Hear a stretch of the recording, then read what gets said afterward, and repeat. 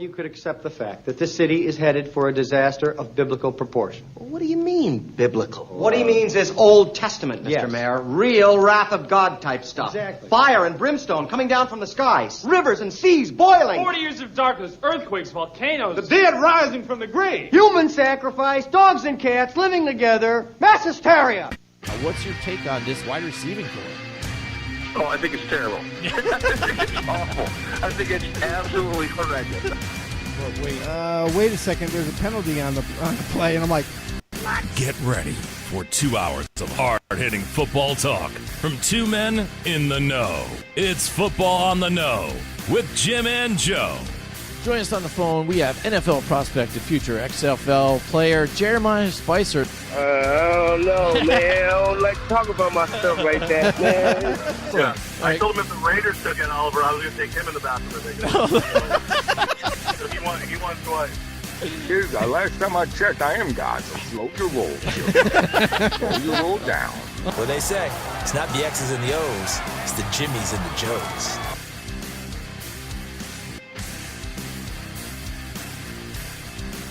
All right, what's going on, everybody? Welcome once again to another episode of Football on the Know. I am Jim McPhee, and alongside of me is Mr. Joe DeCapita. what's going on, know-it-alls? Welcome back for another edition of Football on the No Show. We're ready to go. I'm Joe. He's Jim. I'm Together finally we are ready to one. go. Let's ready to go. Amped up. We're talking football.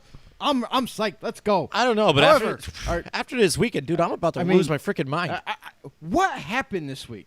That's I don't know. do you guys know? I mean, because me and Jim can't figure it out. What went wrong? Yeah, I what know. went wrong? I mean, the I was looking Giants good. couldn't beat the Jets. Yeah. That to me was a little surprising, but we get further into the schedule, and you're like, Atlanta beat the Saints? What? How? What happened? All of a sudden, there was Dan Quinn was like probably just handed over the game plan for that week to the D coordinator, to the defensive staff, and all of a sudden we've seen an Atlanta defense this past week that we thought was already there. All of a sudden they woke up. Mm-hmm. Maybe it's because Dan Quinn wasn't handling the defensive play calling duties anymore. Mm-hmm. I don't know what it is. What else could it be? But wow, I mean, for Atlanta they got Matt Ryan back. Their offense looked really good. Their defense looked especially good, and they know each other very well. The Saints and the Falcons know each other very well. All that going together, somehow the Falcons not just one, dominated the Saints. Yeah. I mean, we say with these rivalry games, they're going to be closer than you think and things like that, despite how bad the games are. And look at what the Atlanta Falcons came into New Orleans and shut them down when everybody's maybe placing the New Orleans Saints as the number one seed in the NFC here. But lo and behold, we have these other games that have gone on. Baltimore just destroys Cincinnati, like we already saw that coming. But again, they've stepped up to the forefront of the AFC now, to where nobody's talking about the Chiefs anymore here. Oh, by the way, we've got Swervo Gaming just chimes in. He's in the house. Yes. Swervo Gaming's in the house. He's here early. That's awesome having here. Definitely. Here we go. I got the JJ Horn. Welcome back, there he is. Swervo's hitting us up early from YouTube. By the way, we are streaming with YouTube, Facebook, and Periscope right now on Twitter. So all together by restream. So everybody, thank you for joining us here. It says poor Drew Brees, poor Saints. Yes, Swervo. Yeah, he's got it. Yeah, definitely. And yeah, absolutely. I mean, who kind of saw that coming? Kansas City and Tennessee have a dueling game. That was such a close game there too. And Tennessee comes out right there. And you know what happens though too, Joe? It's like we talked weeks upon weeks about you got to utilize Derrick Henry. You've got to do this. Mm-hmm. They don't. Finally, and we also said you got to get rid of Mariota. You got to try see what Tannehill can do with this team. He comes in there. It's a different team when he's in there. Offense. And now they finally use Derrick Henry. Look what you got. And you pull off a win against the Kansas City Chiefs, who, don't look so great on defense even right now, but a lot of people thought we're going to be great as long as Patrick Mahomes is there in the helm. Not looking so hot. And look at the Tennessee Titans here now, making a surge now in that division to where you talk about some more surprises, the Dolphins. They get another win, and it's They beat against the the Colts. Indianapolis Colts. I mean, yes, you had Brian Hoyer in there, but he looked still. fairly good last week to Right. pull out, just a And close game. with the Colts defense, like you thought, that Hoyer is a step down from Brissett, obviously, but he played well the previous week. You thought going into this week playing against a much weaker team that the Colts would easily get a W. Unfortunately, it didn't go that way. Brian Hoyer struggled, and that offense struggled in turn. And then defensively, I don't know what they were doing on defensive side of the ball, but they couldn't quite figure out how to stop the Miami Dolphins. I mean, Dolphins don't have a running game. There's nothing special about that offense at all.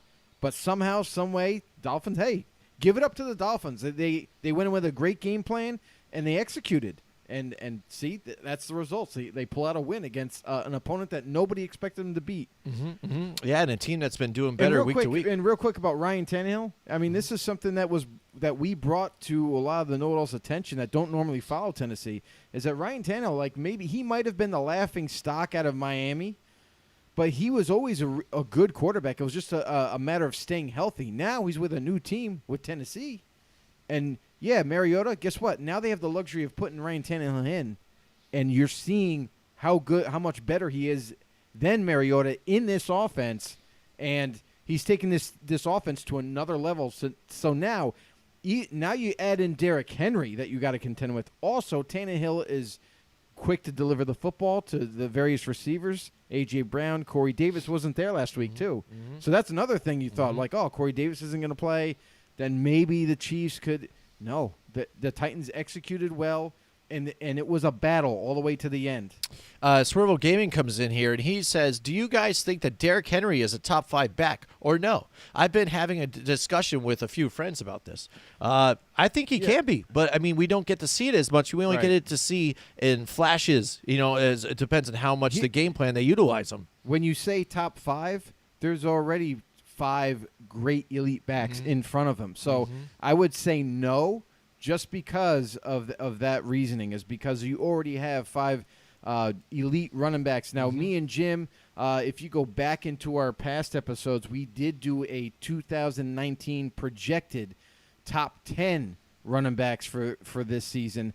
If you go back to that, you'll see who we have as those top 5 players. We highly encourage you to.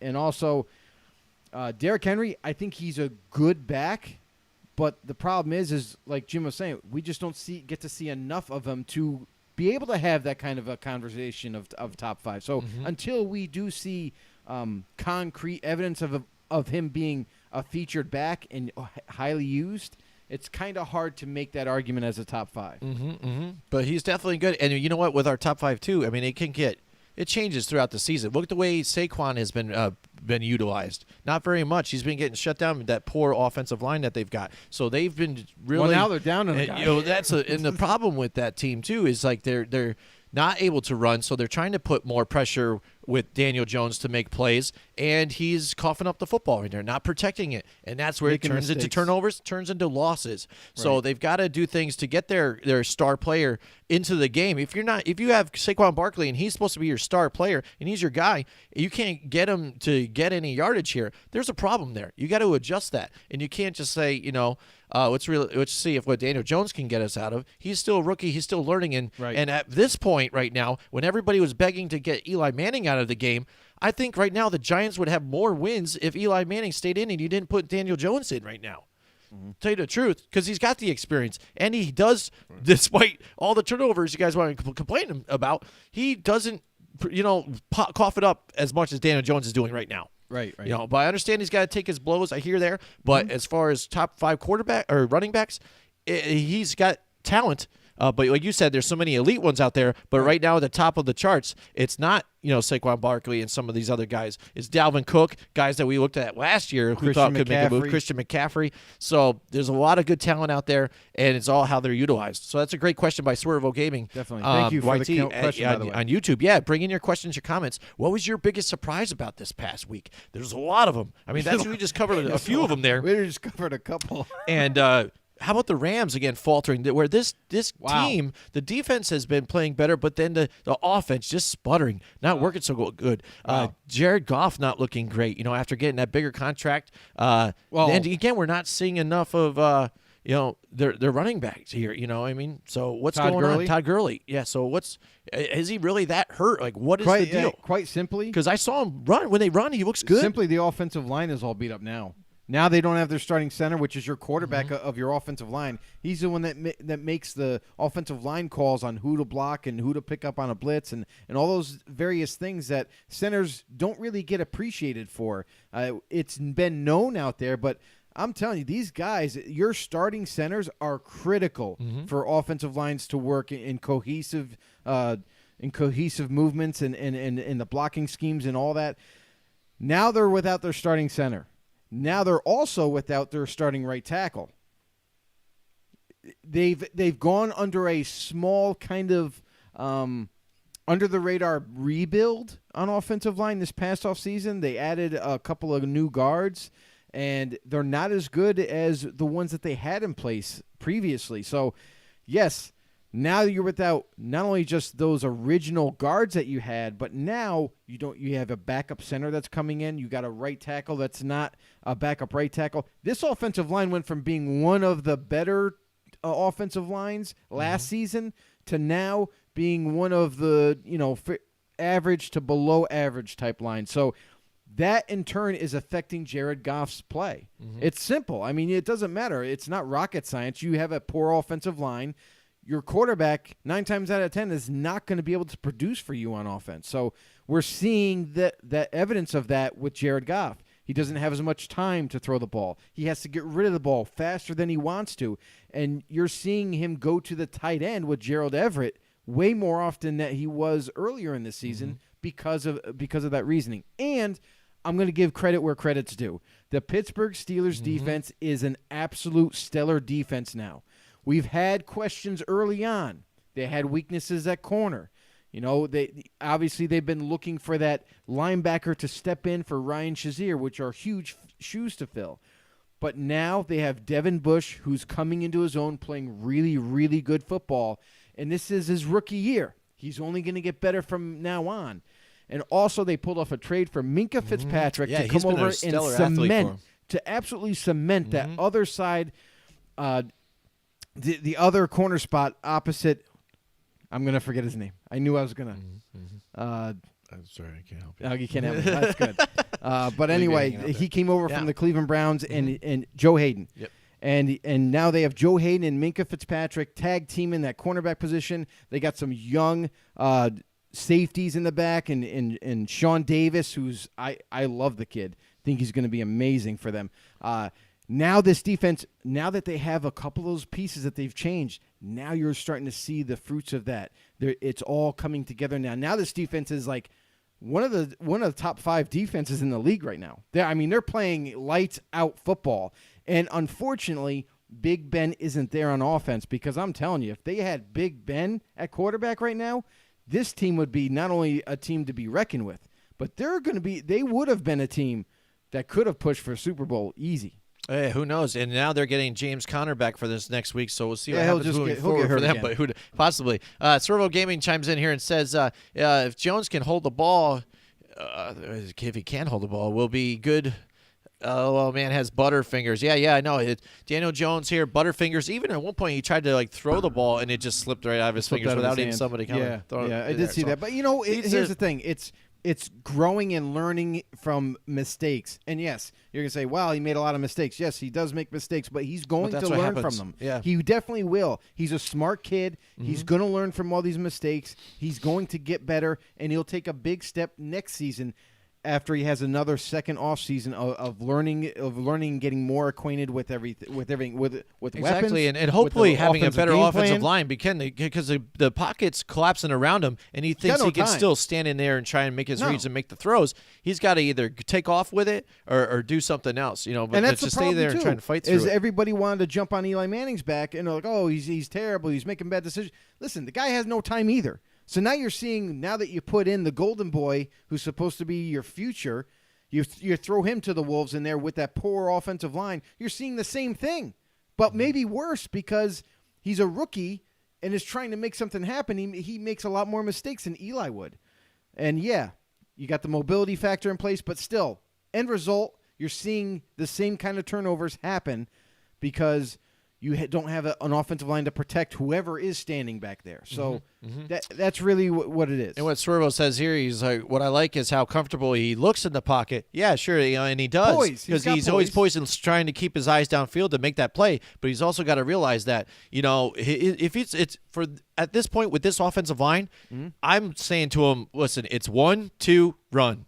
Because that's about the time you've got before they come at you. The only problem with that is that it's 1-2.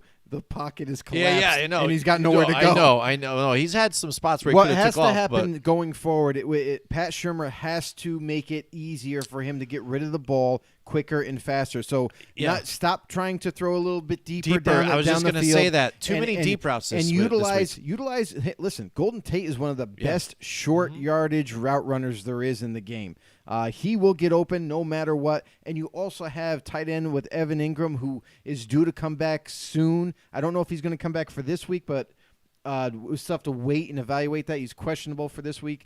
But if he comes back, this guy is a mismatch on the football field. No linebacker can stay with him. Safeties even have a hard time staying with him. Utilize him on slants and cross routes and stuff like that. Get the ball out of Daniel Jones's hands faster so this offense can have somewhat of a passing attack. And Slayton's coming around as a wide receiver now, too. We'll see how he progresses moving forward, too. Now, some of the other games that were kind of a surprise here, maybe not so much for some people, but Buffalo, we were looking for them to take that next step this week against Cleveland and show, again, that they've had opportunities to say, yes, we are a dominant defense. Our offense can get it done. And they end up losing to Cleveland here at home. And Cleveland is one of those question marks that we talked about this team last week. We talked about all these teams that won, what's going on, what's wrong with these teams. The Jets, the Browns, and the Dolphins. And they all muster out wins this week. Right. And surprisingly fashion for me. And now let's talk about Monday night's game. Let's skip the Dallas game. I mean, that was kind of interesting. It went to the end a little bit, but I think Minnesota basically had a grip of that game for the most part. That was a great game. Well. That went back and forth. Yep. Some people want to. Let me just talk about that game real quick. All I want to say real quick too is what did Minnesota do to kind of give them an edge on beating the Cowboys? It's the blueprint. Yep. You take away Zeke. You take away that running game. And if you take away that running game, you got a real good shot of beating the Cowboys. And one thing I was talk about the run, that last drive when they're going through to try and take the lead on that game and for the win, they run twice in a row, and it's shut down by Zeke. So a lot of Cowboys fans are calling out the coaching staff on that, and what are you doing? What are you thinking? I can understand your point of view there, but I also want to put in perspective, the coaches, time is still there. If they score too early, they give Minnesota like a minute and a half still, or almost, about a minute and a half to come back still and still kick a field goal and win this game. So you have to look at that point of view here. And coaching, they wanted to burn out as much clock, get the final score, and have it be done. Do they know they're going to get stuff like that so much? No. But you had the momentum. They're moving through. Yes, the ball was getting moved nicely through the air with Dak, but they were basically blitzing and giving you man-to-man coverage, and the wide receivers were just beating the man. So, I mean, that was going to happen, but I think that's what perspective you got to look at. They're trying to run the clock down a bit. Minnesota Vikings, when they did play man, they played tough. They did. They stayed right with them. Tough. And actually, they dropped. I saw, when I watched the game, I saw Mike Hughes drop 2 picks. And they would have been pick sixes all the way to the house. So there was definitely plays in that game where both teams had chances to get a better advantage, and they just couldn't land it. But man, that's what it is. Minnesota Vikings played great football. So I mean, Cowboys played well, especially on defense. That's been their backbone really this season is their defense. They've been leaning on their defense when they had to, and the best team won. Swervo, I'm going to get to your comment in just a bit. We're going to touch on that in a little bit. Now, Seattle and San Francisco. This game, Joe and I it went down to that Monday night. I was going to call Joe and say, listen, I'm changing my pick. I'm going to go with Seattle just because of the injuries that have been piling up here. The guys that weren't playing for San Fran. But I was like, I'm going to stick with it, and it ended up being a close game. Who wasn't playing for San Fran that you were George concerned Kittle, about? the kicker, and Robbie Gould was out, and there was somebody on the offensive line too, I think. Just got juice. Juszczyk back. So for the So fullback. they got back everybody. So that whole offensive line was healthy because they got back Joe Staley, they got back Mike McGlinkley, and they got back Kyle Juszczyk at fullback. So their whole offense was healthy.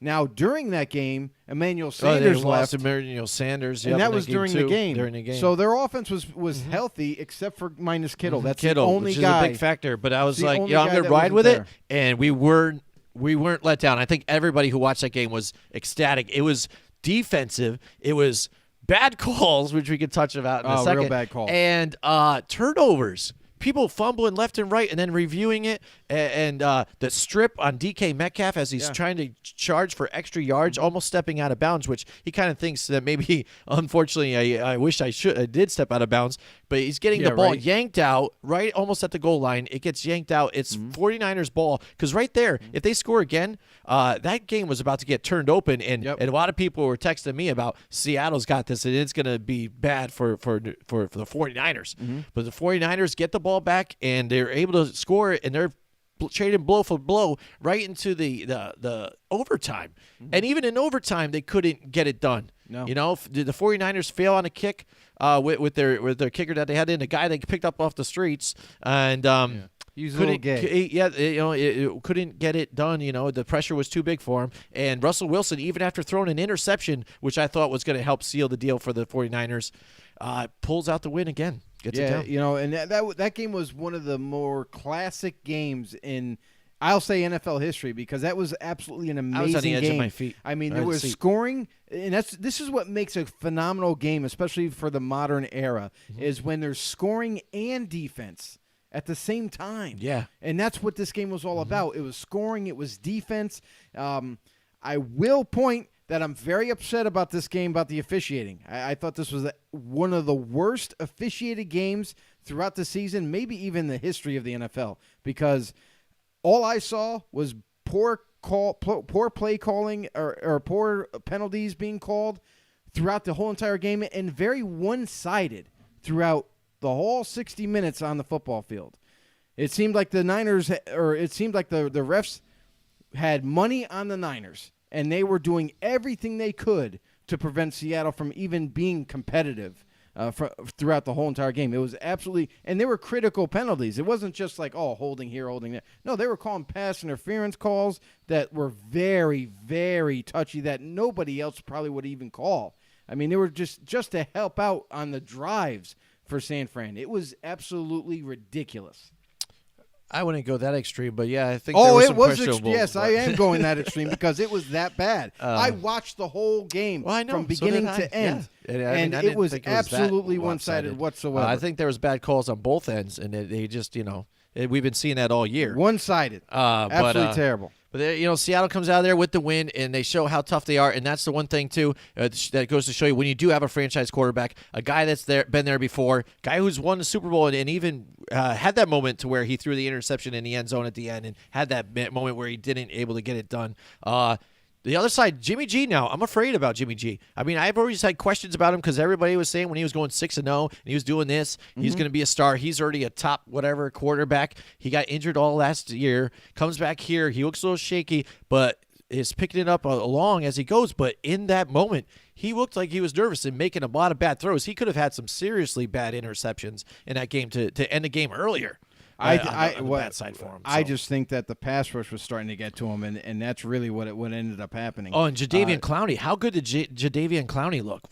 He looked okay. He was doing pretty good. He was beating their guys all day long. But I mean, I wouldn't say all day long. I mean, especially in the beginning part of the game. Up to sacks, but he hurried him enough. In the beginning part of the game, he wasn't much of a factor at all. It's as we got into the second half and before the halftime, that's when he started to put on some pressure. How about Joe Tessitore bringing up Deshaun Watson's tweet during the game? Did you see that? When he even does the read, it's like he's totally clueless of like the slang around these days. He's like, and Deshaun Watson, he tweets, he says, "I see you, Clowney," and you're like, okay. I guess you see that. It's like, all right, buddy, Joe Tessitore, you don't know what you're talking about. All right, but anyways, so yeah, a lot of crazy games this past weekend. We didn't do so well on our picks. It was a lot of just upsets here. A lot of people didn't because we even caught all the ESPN I'm telling you right now, analysts nobody- here. We're at the nobody top picked of that. well So- this week. Oh, I know. I don't think No anybody way. did. We're going to get right to Swervo's comment in a bit, so sit tight, Swervo. But right now, we're going to bring up our In the Know fact of the day today, Joe. Here we go. All right, it's running slow, but I don't know what's going on. Here we go. It's all right, there was a great quarterback, Paul D. Hubbard, and he was blind. He created the huddle to confuse the opponent teams into misinterpreting his sign language and signals during the game.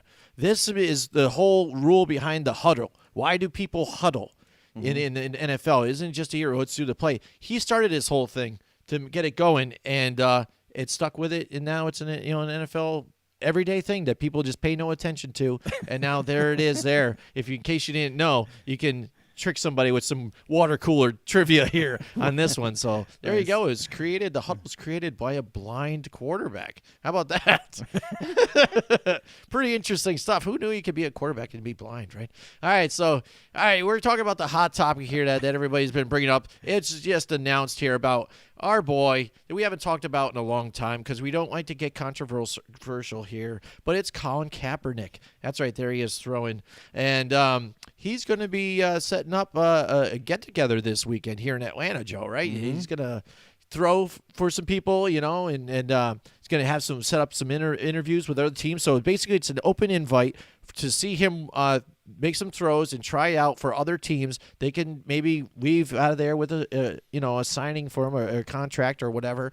But it's a hot topic here because people have been asking about Colin Kaepernick since he kind of got ousted of the NFL since the kneeling issue. Yeah. And whenever a starting quarterback went down, the question was, well, could they use Colin Kaepernick? Everybody Could he come in? And it was a big debate. Him and Eric Reed do that whole collusion, suing the NFL for that, saying it's he's getting ousted because of the issues with the flag and everything, and blacklisted, not allowed into teams. So now the NFL has done this here, and I don't know if it's because they've been working with Malcolm Jenkins and some other people about trying to work out relations with inner cities and things like that, and trying to warm over this whole issue with the flag and stuff. And now they're finally like, this is the best way to do it. And bring this back into place. Plus, it's been a while, so maybe they're like, maybe it's rested enough now. It's not going to be so much. It's actually just been, it's been years, and this has totally been on Colin Kaepernick's, team. All they are pushing for him to play again. Colin Kaepernick himself wants to play again, but it's been so long. I mean, it's been years, and now you want to come back and play in the NFL? This isn't something that the NFL said, hey, let us help you out. Let us bring you aboard, and we're going to help you. No, this is not even the NFL at all. This is all Colin Kaepernick asking the NFL if they could set something up so he can show off his talents yet again. And it's going to be drills on the football field. They're going to see him work out just like if it was a combine. And he's going to do drills, and then afterwards, if any teams want to, they can interview him after the workouts, just like the combine. And then who knows what happens. But here's the interesting thing is who's going to show up? Honestly, who is going to show up? This guy just he took the NFL to the court, and that's not just against the NFL. Now, you go against the NFL, you're going against the owners of the leagues, and that doesn't sit well with any of them. So I don't know how much that is going to be a factor for a team showing up, but it definitely has to play some kind of role.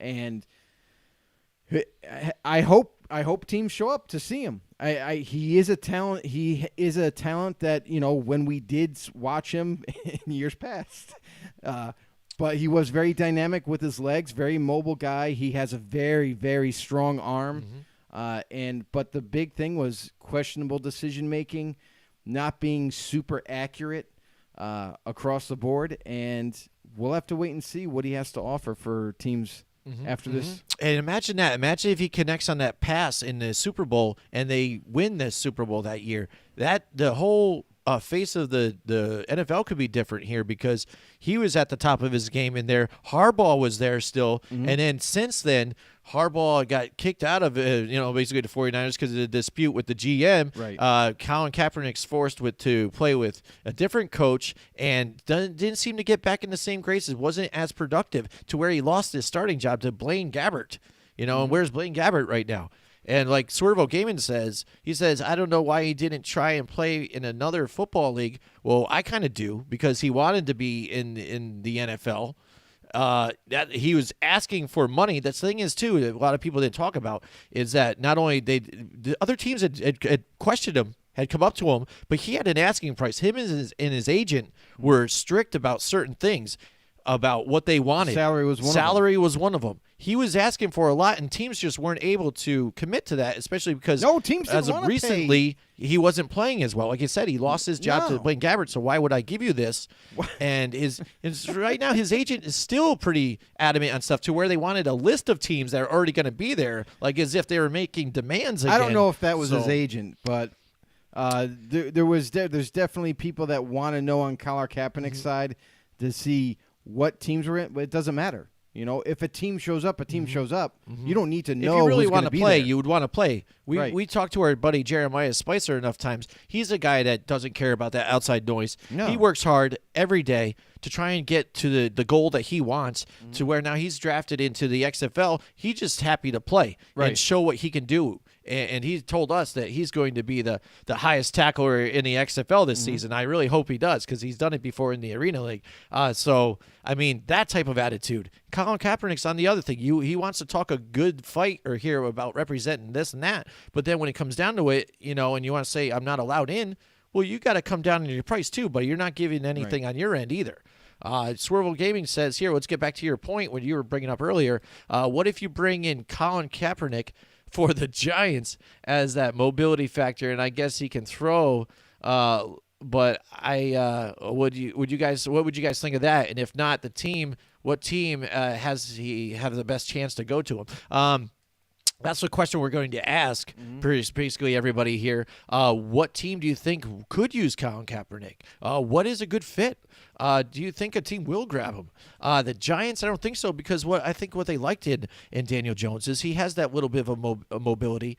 He has some pretty decent speed and elusiveness too for a quarterback there too. Much like what Aaron Rodgers is. I wouldn't say he's Aaron Rodgers, but very very similar in speed and escapability. But again, right now I think he's trying to stare down his reads and stay in the pocket and trying to make things happen when he's just got to he's not given the time with the offensive line. And if you can't run the ball and you give up the run, absolutely, the defense knows you're passing.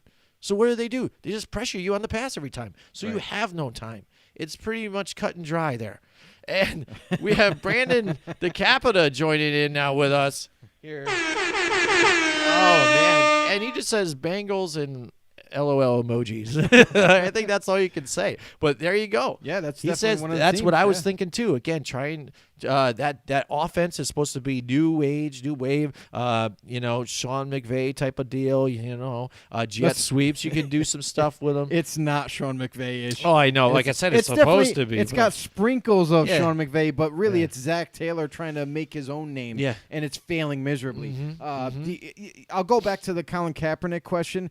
Going to the Giants, it's definitely a no because here's the thing is Colin Kaepernick, he's coming into the league now. It's been several years after the whole debacle that happened before he got jettisoned out of the league, before he ended up leaving and pursued other avenues. He's coming back several years later. Now he's definitely way older. It's definitely a completely different game. If you spend a year out, that's kind of pushing it. Now you spend more than 2 years out. Now it's like the NFL evolves and changes rapidly. So the offenses get a little bit more complex as every year goes by. And now it's going to be a matter of can Colin Kaepernick, not only we know he's been working out. We know that he's in shape, that he's ready to go. However, can he get the playbooks down mentally again? Can he get all the nuances that have now evolved into this league? And if he can do that, he's got a shot with a team. Now, do I think he could be a starter? I don't know. Because, again, there's a lot of what-ifs with Colin Kaepernick. What are you getting in this guy in the quarterback? Dolphins don't seem to be set at quarterback either. They did pull off a trade for Josh Rosen, but it doesn't even look like they're that thrilled to have Josh Rosen anymore. So they might be looking into the draft. Now, here's the other thing is you got teams that are going into the draft that need quarterback. They would much rather grab a young stud coming out of college than perhaps bringing in Colin Kaepernick. Colin Kaepernick doesn't want to be a backup his whole, whatever career, if he does get back into the NFL is. So, he's looking to possibly start somewhere. Now, will Colin be able to take that chip off his shoulder coming into the league and be willing to be a backup? I think that would be a better and the better alternative for him to just at least get back into the NFL and maybe show off in preseason. Hey, look, I got this. I can do this. I can do that. And then maybe a team trades him to a different team that could use him as a starter. But until we see the evidence in the drills and see, let's wait and see what we hear out of this workout for Colin Kaepernick. But to go to the Giants, that's a no. They already have their future in Daniel Jones. Why disturb it with adding Colin Kaepernick and creating a whole hysteria in New York? Doesn't make much sense. And then, like Brandon bring up the Bengals. That's an option, but usually in that type of offense, if it's Zach Taylor's offense, usually they don't need a guy. They need a guy that can distribute the ball. And Ryan Finley, they do have that. He shows some promise there. Maybe he could be the succeeder of Andy Dalton. We don't know yet, but we're going to get another taste of him this week as a starter. But Colin Kaepernick, listen, he's an athletically gifted guy. He's a good guy. He means well. He wants to come back and play. That's great. But I think if he's looking to be a starter, listen, Baltimore Ravens were the last team to give him an offer before nobody heard of him anymore. And they didn't agree because Colin Kaepernick was looking at double-digit $1 million a year. And teams weren't willing to pay that, so that ended up dissolving and going away. Will the Baltimore Ravens, which I think Colin Kaepernick fits that offense to a T, even though they have Lamar Jackson there, it would be phenomenal. And I know they have RG3 as well. RG3. I know they have RG3 there in waiting, but Colin Kaepernick, he could be that ultimate backup for them if they were to agree on a contract. Maybe the Baltimore Ravens will be there, but we do know that Lamar Jackson's upside and how well he's been able to play with this offense, it's kind of hard to kind of even it's hard to find a fit for him right now. Yeah. I mean, and Swervel even brings up the Redskins, maybe LOL, because they're just searching for somebody right now because they just named that Dwayne Haskins was going to be a starter for the rest of the season, which is the right move. They got to do. But the one thing you got to maybe ask yourself is, if a team does, what are they looking for? Because right now it's week 11. So you're either saying we just lost our quarterback and we have a push maybe that he can help us to get to the playoffs or further, or we have a guy that maybe we want early on that we're going to draft that possibly he might need some grooming. This guy we can get him now. He can, play the rest of the season, start next year as our starter, and then groom the next guy to when they're ready to finally play, the transitional guy. And like you said, is he ready for even that role? But that's what we're looking at right now. Those are basically your two options. That's what I see. It's not going to be long term. If Colin Kaepernick and his team are smart, if his agent is smart, you have to be willing to be in a backup role. You just have to, because you have to prove yourself yet again in the NFL now. You've been out several years. It is time to come back. Hey, you want to come back? That's great. But you have to be willing to be perhaps a backup right now. You have to. Because Jim makes a good point where we're at the point in the season now where teams already know where they sit. We know that we're not going to make the playoffs. We know that we don't have a shot. And usually those teams, like the Cincinnati Bengals, like the Miami Dolphins. What about the LA Chargers? Now, this is a team that's kind of in flux with Phillip Rivers. Phillip Rivers' contract ends after right this now season. He's not looking so hot. And right they now, don't have another issues. option. I mean, you mean to tell me Geno Smith is going to be your starter for the LA Chargers? That's scary. But if you were to bring in Colin Kaepernick, maybe have him learn the offense, And maybe by the time Phillip Rivers moves on, now they have a little nice insurance policy to where maybe during the draft, they don't want to pick in the first round of a quarterback. Maybe they don't like a quarterback that falls to them in the draft, but they still have Colin Kaepernick, who could be their starter moving forward, and they don't have to be rushed or pushed into taking a quarterback because Rivers is no longer there. You mean Tyrod Taylor is the backup there? Geno Smith is in Seattle. But, oh, yeah, yeah, that's Tyrod right. Taylor. But exactly what you're saying, though. But even Tyrod Taylor, he's a different quarterback than what Sorry, Phillip Geno Rivers Smith is. has been to so many different teams. Yeah, I it's hard know. to keep track He's of. the one that just did the coin toss in the overtime there, too, for the Seattle. Who, by the way, is the ultimate, coin flip guesser. Yes, there you go. I'll tell you that right now. Well, there you I think that's why they put him out there. Okay, that's why he's out there. He was out there with Richard Sherman. And All this, how'd that go? But, all the statistical analysis has been done. Geno Smith is the guy. There you go. One of the teams I was thinking that could be interesting is, well, maybe not the Denver Broncos, but let me see. I just had them up here. Now I lost my place. Well, then. I forget where I was. So. I'm sorry. Yeah, there we go. Moving on. Yeah. Oh, the Jacksonville Jaguars. The Jacksonville Jaguars, again, they can make a move. That division's still tight right now, and Houston isn't exactly running away with it at 6-3 right now. Right. Tennessee's making a push. Colts have been trending downwards. They had their Minshew madness for a little bit, but then they said we paid Nick Foles. But again, he's not going to be a long-term solution. They made that decision. So what would they do here in maybe Jacksonville and bring him in there? That might be an interesting move there, along with there, because I don't think they're sold exactly on a quarterback. The only reason why I say no is because they actually have they have two good quarterbacks already there. Nick Foles was going to be their full. They never expected Gardner Minshew to show up and play as well as he did. So, to be honest, Nick Foles is the starter going forward, but Gardner Minshew is simply he's in waiting to take over that role. So I don't think that's I don't think that's an avenue that the Jaguars will take, because I think they feel comfortable now. Now that they know that Gardner Minshew is better than they anticipated, or maybe exactly what they thought he was, I think they're pretty comfortable there. They don't need to rush as well. And look, this year in the draft this year, I'm telling everybody, the quarterbacks coming out in this draft are deep. There's a lot of talent there, so you may see teams kind of just say, "Nah, we're not even going to take the chance."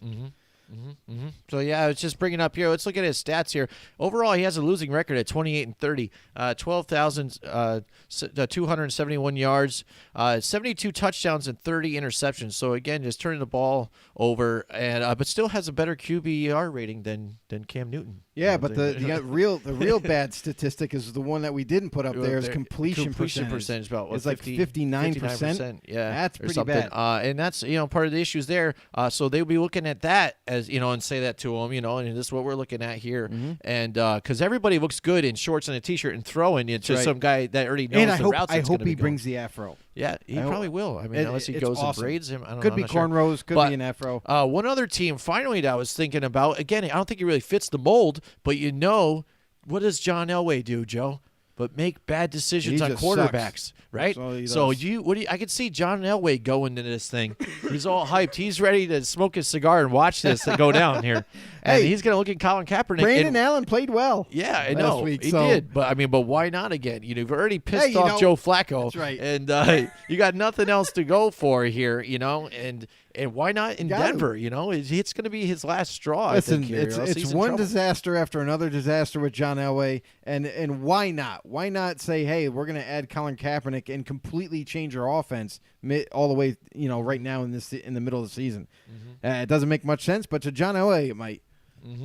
So there you go. I mean, I don't know if you guys agree, or if you think of some other teams. We would love to hear it. By the way, we are streaming on YouTube and Facebook Live right now, and also on Periscope at the same time. We want to thank everybody here that's with us tonight. Don't forget, if you haven't been to YouTube yet, go to YouTube, hit the subscribe button, hit the notification bell, and also comment. Comment down below whether you're a newbie or not. Yeah, whether you're a new know-it-all. But the other thing too is, I lost my train of thought. I'm sorry. Were we okay. talking about I was going to say something. Yeah, it was. I was going to say something about Oh, that's right. We're men and we're multitasking right now. Just want to say that. Put that out there. Oh, right. Yes, that's what we're doing, multitasking. Because Okay. usually men can't multitask. Yeah. Guess what? We're on. We're streaming 3 live, bro. Okay. All right. So yeah, there you go. So Joe, I think it's time to listen to our headlines here. Let's Is bring it? up. Yeah, it is. Let's do it. Let's go right to the top.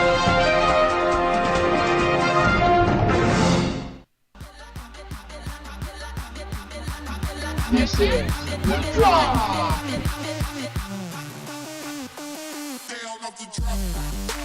Jordan Matthews, wide receiver, comes back to the Philadelphia Eagles and signs a contract.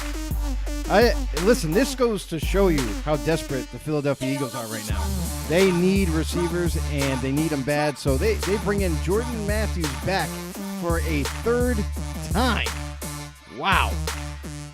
Ex-Cowboys wide receiver Dez Bryant is eyeing an NFL return. He plans to contact teams in about 2 weeks after he tries to work himself and get back into football shape. Listen? He's 37 He years old. could have been working out, and he could have been talking to Colin Kaepernick, and let's do our tryout together, right? That's right. Like, what the hell, dude? What better thing, right? And here's the other thing: is who in the NFL wants to sign a 37-year-old wide receiver right now? There's not many teams. And you know who also says, but the lazy fat guy usually Maybe that the says, Eagles will sign "Hey, him." I'm gonna work out right now, and you see me in a few weeks, and then I'll be ready." That's right. Maybe the Eagles, maybe they cut Jordan Matthews now and they sign Dez Bryant. I don't know. Maybe. You never know. Cardinals activated offensive lineman Max Garcia from the physically unable to perform list. Placed defensive lineman Clinton McDonald with a neck injury on IR and released.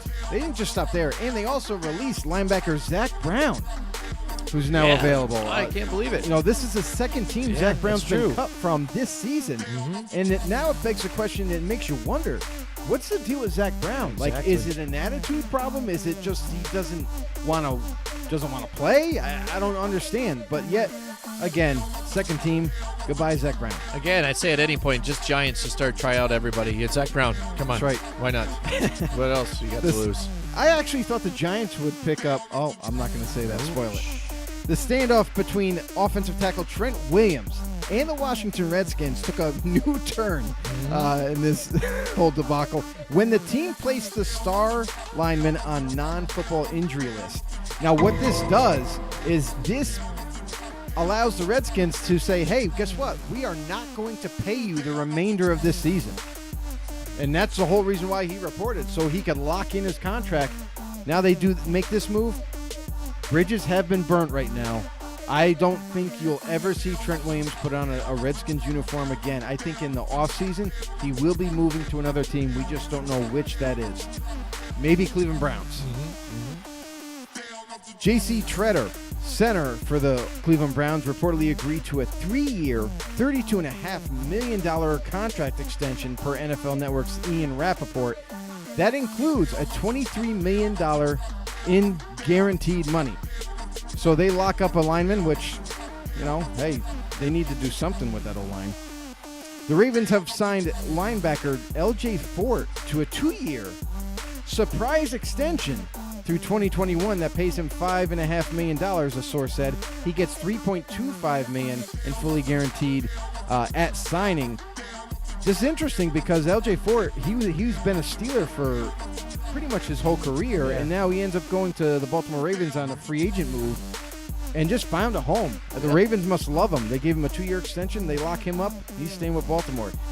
Steelers defensive tackle Cameron Hayward named Week 9 NFLPA Community MVP for raising $200,000 at the Hayward House Homecoming to benefit the various outreach programs carried out by his Hayward House Foundation throughout the year. So, congrats, Cameron Hayward. Absolutely.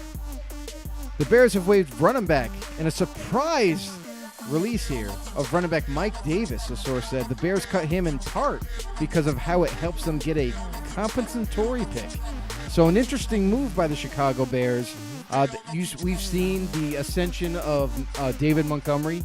Now he's in a featured role. He's the starting running back there, along with Tariq Cohen in hand. It made him feel comfortable. Hey, if we cut this guy now, we can get a comp pick later on for the draft. So this is where teams might be heading towards. If they don't see a guy playing enough, they could release him, maybe get a comp pick out of it to help him in the draft. Quarterback Luke Falk becomes second player to file an injury grievance against the Jets. The other player is guard Kelechi Osemele, also who has a grievance against the Jets. There's a lot of court appearances will be made in New York. I got bronchitis. I don't know.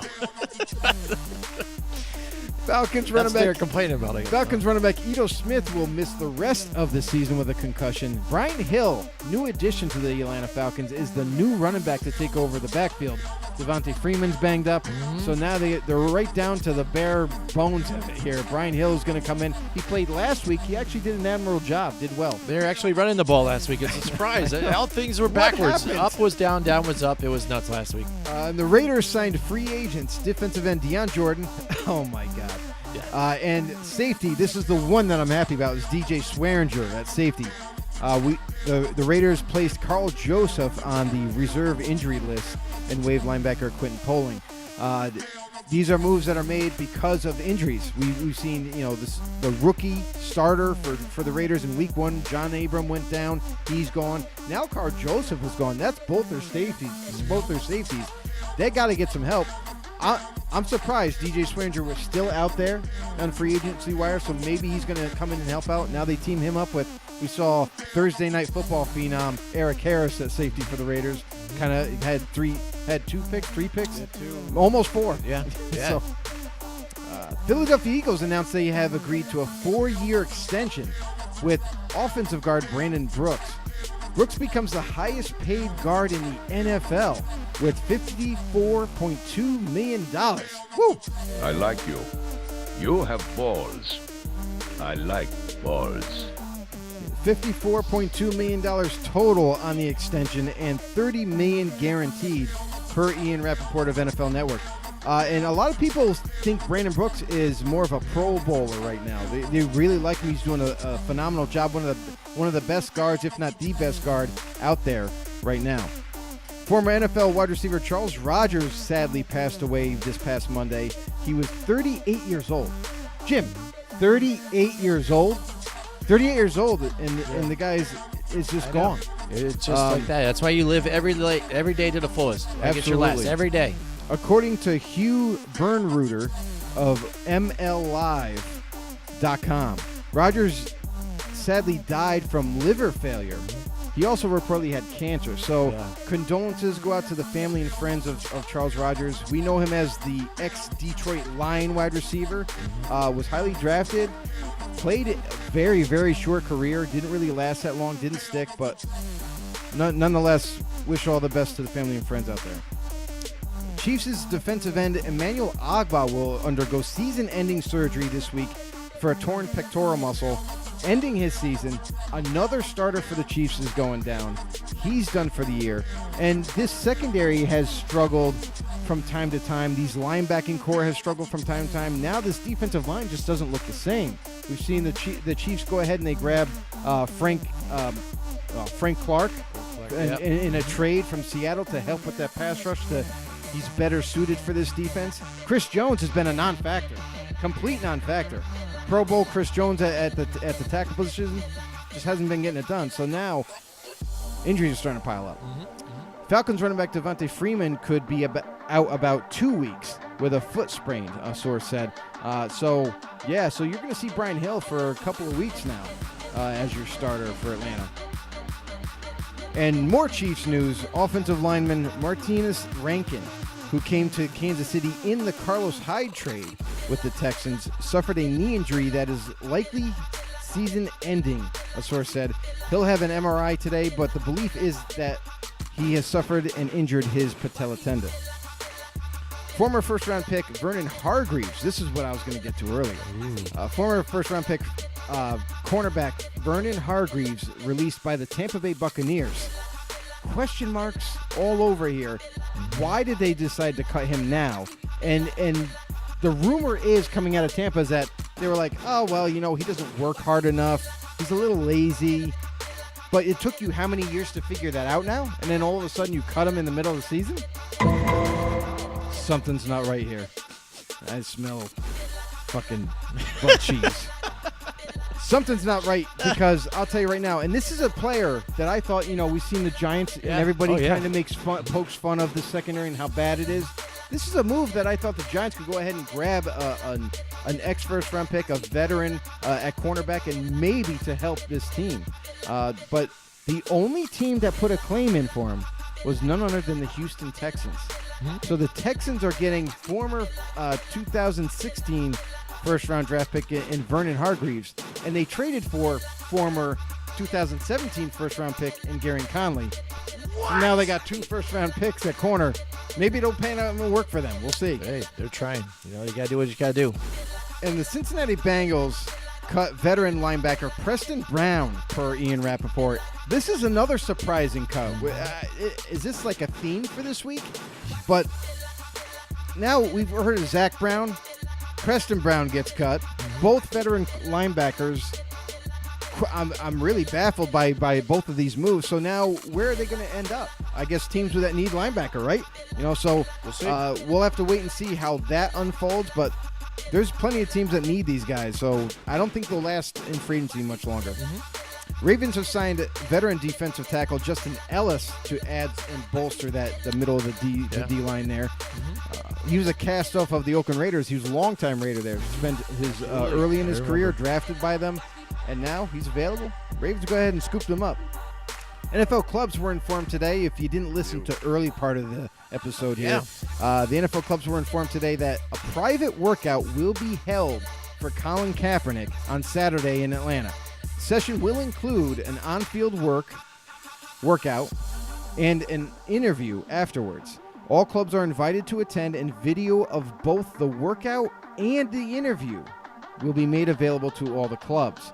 So, who's going to show up?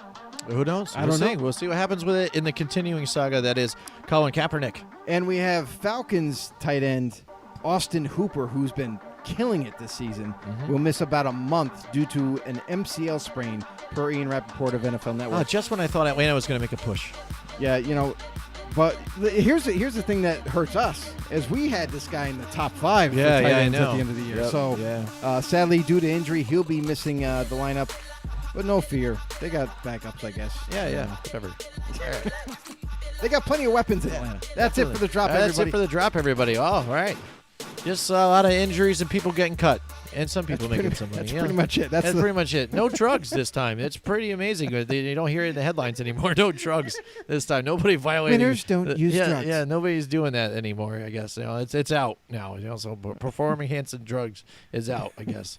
And weed. All right. So all right. We've got one of our favorite know-it-alls in the house, one of our buddies. It is Mike Tackett. Tackett is in the house with us tonight.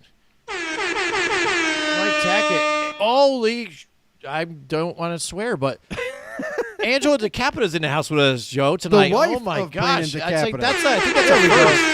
I like it. That might be a first. That is a first. Oh my gosh, that's amazing, dude. I just can't believe it. Welcome aboard, Angela. Welcome aboard. Are you doing crickets? I don't You're all I don't know what to confused do. over I there. mean, well, I don't. You're I don't flustered, know what to aren't do. you? Yeah. You I'm don't not know sure. what buttons to hit. But anyways, both of them are in. Falcons are doing great, she says. Shake her head. Yes. and I don't know. Let's even temper know. expectations now. Like, one game. Sarcasm. It's hard to read, All right. Through text. But Mike Tackett joins us here, and he says, "Happy Hump Day, gentlemen," like he says all the time here. Yes, it is Hump Day, and he says this year marks the end of yet another decade. Yes, That's sir. right. Yes, sir. When you look back, who were some of your biggest one-hit wonders from 2010 to now? I would say probably Rebecca Black with Friday. She was a one-hit wonder, probably or so. Or I don't know. What's another one-hit wonder? Yeah. How about this one?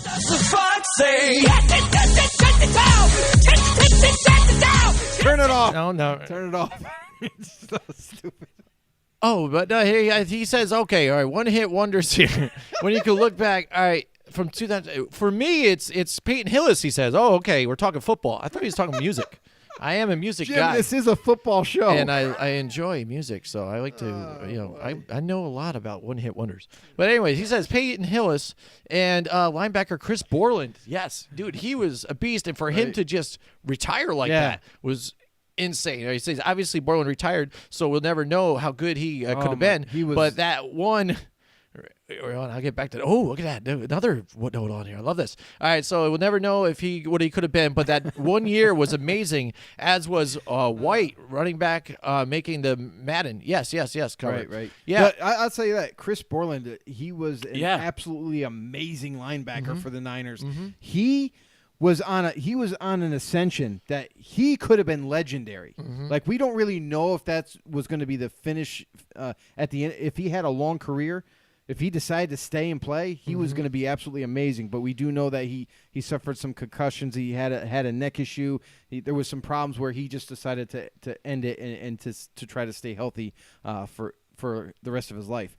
But yeah, Chris Borland is a great one. Peyton Hillis, that's another great answer. Peyton Hillis was like one of the most NFL loved players in one season. He was the big fullback that could just run through people and score touchdowns. And then he became Peyton Hillis was a running back. And when he converted to running back, he just kind of lit the world on fire. It was like he was a rhino running with the football. When you think you could tackle him, he just keeps pushing people out of the way, keeps running through, and just killing it. So those are a couple of great answers. We have Michael Guerrero in the house tonight. All right. Raiders fan aboard, here, Michael. From our Raider Bear family here. That's He right. says the That's right. Raiders are going to win 60-0 against the Bengals. I like the in his enthusiasm. opinion. There you go. Mad Max Crosby, the Condor. He's lighting it up here. Nice. So yeah, one hit wonder. I don't know. Are you going to agree with those, Joe? I'm trying to think of somebody else that was like, for me. I mean, I think even Colin Kaepernick, you can say in the last decade, he was probably a one-hit wonder. He made it back-to-back NFC when they had their championship Super Bowl, games, and then he when they went had to the the Super Super Bowl Bowl run. And then since then, you haven't seen it. How about I'll just say this even. How about Joe Flacco's year that they won against the 49ers in the Super Bowl? That was his stellar year. He got the big contract, and he ghosted after. But the thing that I'll say about this is I think he's looking for guys just that 1 had year, one done and season and done. So that's why I think he brought up Chris Borland. And how Peyton Hillis. about here you go, Victor Cruz. Victor Cruz. 1 year though? Pretty much. No, he had one big like year, and 3 then or 4 he got years injured. of really good play there. I don't know. It's tough. That's a good question. I'd have That's to a do tough some one. more studying. Boom, shakalaka. Yeah, Definitely. Tom Brady agrees. All right, Michael Guerrero says, do you believe in the Madden curse? No, I don't think so. I think it's unfortunate by some of the guys, though, because, I mean, you can explain it in all different ways, because once it's like, you're like, if the Madden curse happened, like somebody was going to be injured, and it's done. But then it's always like, well, they're going to have a bad year or down year, and then it's going to be or injured or this and this, and so I don't know. But I will say this. I'll tell you right now, I believe in the Madden curse because whoever has been on that cover in some way, shape, or form, their season has been affected the next year. Yeah, That's was what I'll Tom say. Brady's really affected, though? Yeah. He was? Yeah. How? I don't think he really was. Go though. back I don't and understand go that. back We'd and have to look. look back at that. Yes. All right. Yes, just 1 year, and that was it. For Trent Dilfer, one hit wonder.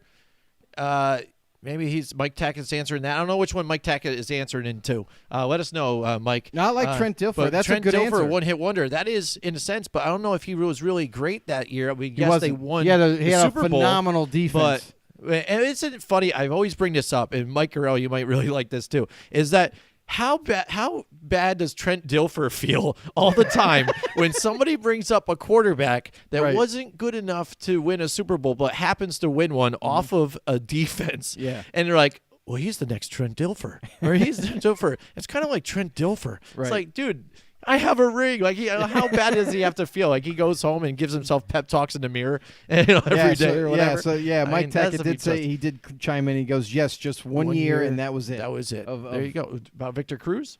Now, Victor Cruz was there for 3 or 4 years. Well, I He know had he good- was good with prediction. them, He had but I good- don't know. Yeah, he was stellar, like he was, but then he got injured a lot. Was never able to come back to be what we thought we was going to be with that echelon. I wouldn't you know, say Victor Cruz because he was there for several years and still had production. He's talking more like just one hit it and quit it and be done. So for one season, that's my a old motto. I will say this. That's a tough question to answer right now. It is. I mean, we can keep coming up with a bunch of guys here, trying to think about it. Yeah. But does Josh Gordon count because of the whole marijuana thing? He played one great year and then he got marijuana. And, you know what I mean? So I don't know. Yeah. Trying to think of the best one, though, in the last 10, right? As in only good for one season, Pat's running back Jonas Gray from 2014 also comes to mind. Yeah, again, it's like he did well. I don't know if he's – I'm thinking more like somebody that was a household name that people knew like a lot, and then all of a sudden like a greatest peak and then greatest fall probably right after. Right. I mean, that's tough. There's plenty of been great players that have fallen. I mean, you could look at some of the guys with the mishaps with domestic violence and all this other stuff that have been just ousted from the league back and forth. So a lot of people thought that maybe Patrick Mahomes was going to be a one-hit wonder, possibly, and not be as good this season. Yes, he got injured and stuff, so he's not probably going to meet, and repeat, and come back. But he still plays well. But as far as one-hit wonder in the last decade, I don't know. Other people bring it up there. What you guys got out there? Let's hear it. I'm open to hear anything out there about a one-hit wonder. We can keep naming it nonstop here. But let's just try to keep going on with this. Ray Rice, see, that's what I was thinking of Ray Rice here. But then he wasn't exactly like a one hit though. One-hit wonder, he played well, and then just because of his own stupidity and things, he had fallen from grace and out of the NFL. But I mean, you could think of a lot of guys. I mean, off the top of my head, though, I can't really come up with it right now. But that's a great question. Mike Tackett always delivers here with great questions for us all. Joe, let's bring up here we go, real quick. We got 32 NFL one-hit wonders. Peyton Hillis was one of them. Okay, there you go. Okay. Bang. Ding, ding, ding. So you have David Tyree. Hold on. Oh, David Tyree. David Tyree in 2008. He was like a one-catch wonder, not even like a one-hit wonder. But all that through that season, he was their starting receiver. He was productive. So you got you got some names here that I don't even. Rashaan Salam, Chicago Bear running back. That's a good one. He had a 10-touchdown rookie season in 1995 and then disappeared after that. Couldn't do anything. 95, but he wouldn't be equal for the last decade, though. Can you find guys in the decade? How about tight end Joseph Foria? A 7-touchdown rookie season in 2013. How about Jimmy Graham? How about he was great in hear me out. He was great with New Orleans Saints, but then all of a sudden, since he left, he hasn't been doing very well. He was with the Saints for several years. A few, but a few. Like I don't know. And he was. I don't know. I'm trying to. And he was absolutely. He hasn't had as good of a career since he's been in New Orleans Saints. When he was with New Orleans Saints, he was there for several years and lit the league on fire with Drew Brees. And then he went to Seattle to die. Yes. And then he hasn't been resurrected yet. And then yet. He's slowly maybe coming back in Green Bay. We don't know. He's not. But anyways, all right, who else we got? Who else in the last decade? So we got safety wonders. Brian Russell. Okay. Oh, no. What else you got? What happened here? All right, anybody else? What do you guys think? One-hit wonder in the last 10 years. This is a great question, Mike Tackett here. So it's from, was it 2010? Is that what we're doing? It would be 2009 to now. I guess. So David Tyree misses out on 2008. Yeah. So. It doesn't fit either. I'm looking I'd say at Colin some of these Kaepernick's guys. got to be up there. That's got to be one of the biggest ones, probably. One-hit wonder. 2013 is Joseph Foria, a 7-touchdown rookie season. You have 2016, Jeff Janis, wide receiver for the Green Bay Packers. Let's see, what else we got? What about 2003? That's out. What about Nick Foles for the year that he took the team to the Super Bowl? Yeah, and he had, he hasn't been really proven. That was only a few weeks though of play. Yeah. I don't know, Baker Mayfield, Greg Schreiner coming in hard with the Baker Mayfield. That so far that could be it. There you go. The Baker Mayfield could be. That could be the answer there on that one. You know what? Actually, it makes sense. It makes sense right now. He's only had 2 seasons. That's a good one. Yeah, I know. It's little things. I think it's tough. Now, what was it? It was till currently. Yeah. Well, it's going to be the end of the decade, so he's going to be 2020. So we'll say 2009 to 2009 to 2019, I guess now, or let's say 2010, 2020. Last 10 years. So, yeah, see, Chris Borland is on Chris here, Mike. Borland's on there. Boom, there we go. We got that one as well, too. There's another one. Wide receiver Chris Matthews for the Seattle Seahawks. He had that 1 year when they went to the Super Bowl and was a big major difference in the Super Bowl. Okay. Unfortunately, instead of running the ball, just saying. Yeah, no, instead we of don't want running to talk ball, about that Marshawn Super Bowl Lynch. anymore. We don't want to talk about that one anymore. All right. Anything else? I'm Chris scrolling Hogan had through. one big year, and then you haven't seen him. Mike Tackett, they also agree with you. Jonas Gray, he's There you on go. here in 2014. Mike Tackett looked at this list before he came up with that question, didn't he? No. 2012, Stephen Hill, wide receiver for the Jets. Huh.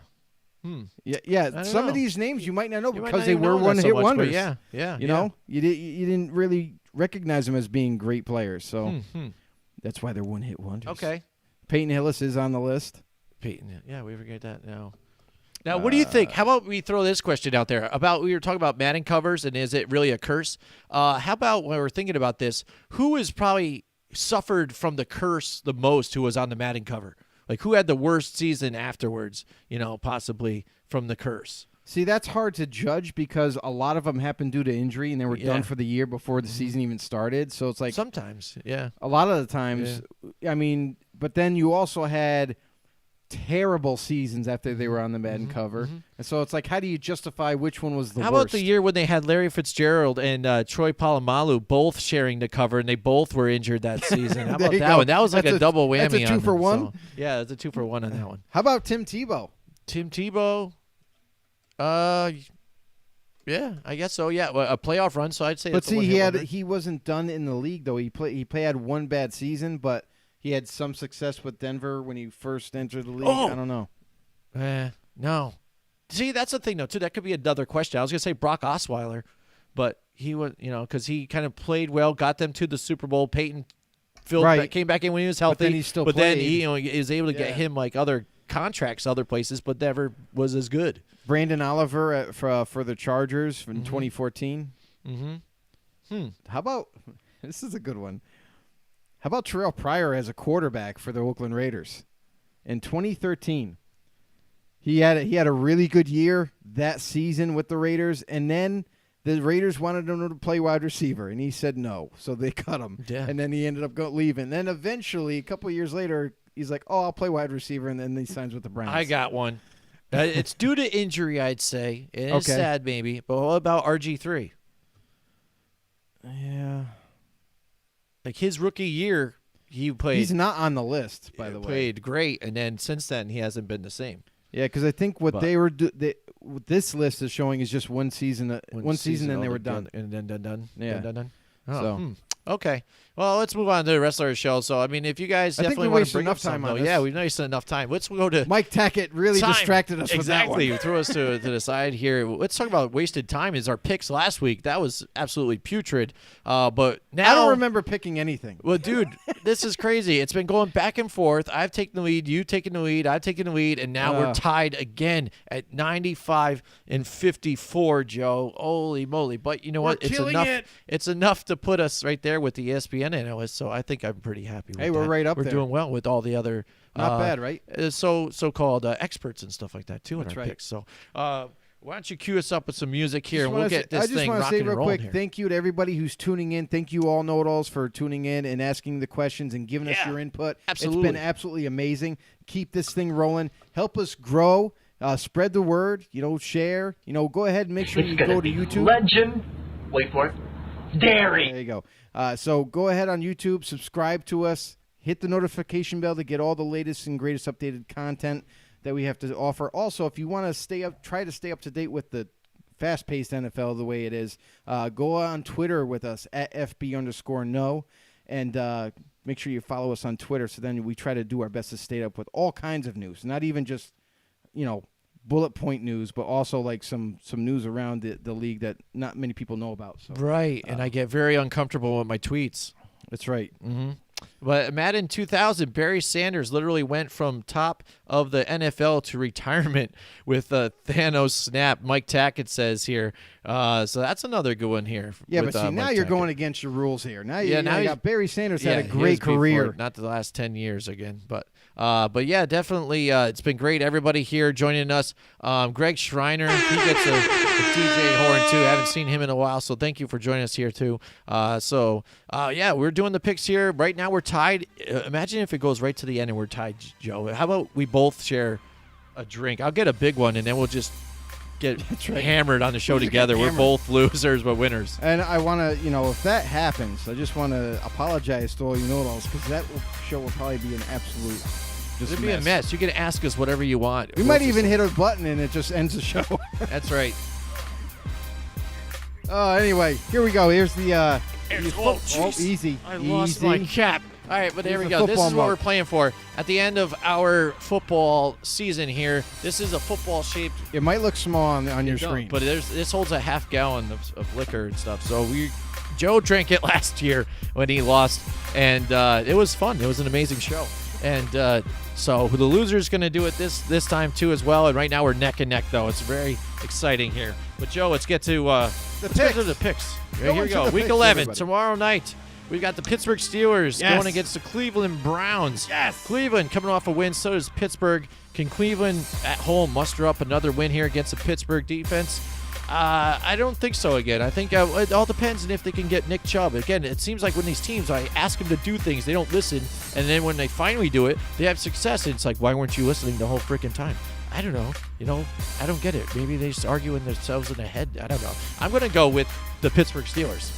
Here's the thing. If the Cleveland Browns only fixed their offensive line, they would be a contender for this division. They would be a very competitive team, and they would be dangerous. They could feel dangerous, like Baker Mayfield. Mike Tackett says Barry Sanders is biggest Madden curse. That's the question that I brought up. That's why I said. Oh, the biggest Madden curse? Yes, agreed. Okay. Could be. I mean, retirement. I mean, that's pretty bad. Right. Anyway, Pittsburgh Steelers, their defense has really come on. It's playing very good football. I don't like the Steelers' offense, however. Going up against the Cleveland Browns, this is going to be a very close game.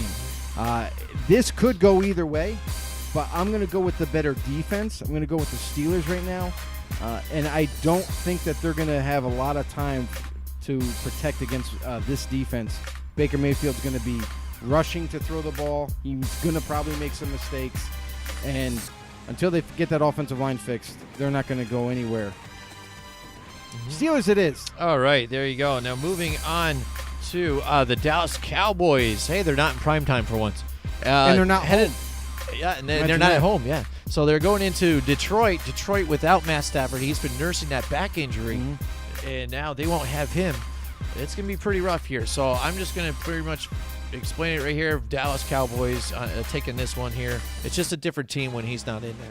Yeah, the Cowboys are a different team when they don't have a good offensive line. And their offensive line is getting hurt, and hurt badly. Connor Williams is going to be out with some time, so he will no longer be in the starting lineup. Tyron Smith, he's shown some vulnerability now. He's been banged up throughout his career. He has a bad back. There's some concern growing in Dallas about his longevity. And we've seen if you stop Zeke, you have a shot to beat this team. And the Lions, we are both high on. But without Stafford at the helm, I say Stafford does have a shot to come back this week.